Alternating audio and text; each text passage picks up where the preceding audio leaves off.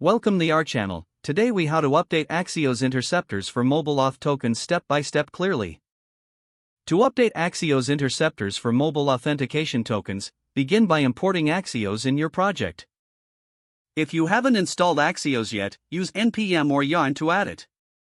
Create an instance of Axios to manage requests with specific configurations. Set up the request interceptor to attach the authentication token to every request. Use the interceptors.request.use method to define your logic. Within this method, retrieve the authentication token from your mobile storage solution. Add this token to the headers of the request being made. Now, integrate error handling within this interceptor. Use the catch clause to manage cases where the token may be invalid or expired. Next, create a response interceptor to handle responses from the server. Use the interceptors.response.use method to process the response data. Check for specific status codes that indicate the need for token refresh or re-authentication. If you detect such a status code, initiate the process to refresh the token. Store the new token back in your mobile storage for subsequent requests.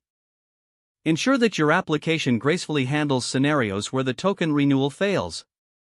Finally, test your interceptors thoroughly to confirm that they work as intended across different app states. Monitor your network requests to verify that the token is included in the headers for each request.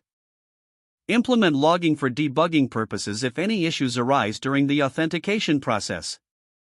Once everything is functioning correctly, you can proceed with your mobile app development confidently.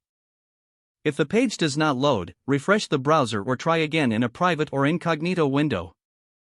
Make sure you are using the correct email address, then retype it carefully to avoid small typos. If your password is not accepted, use the reset option and create a new strong password you can remember. Check your spam folder for verification or security emails, then complete any requested confirmation steps.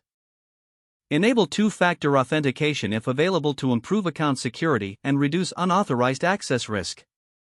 After signing in, review your profile details so your contact information and settings are accurate and current.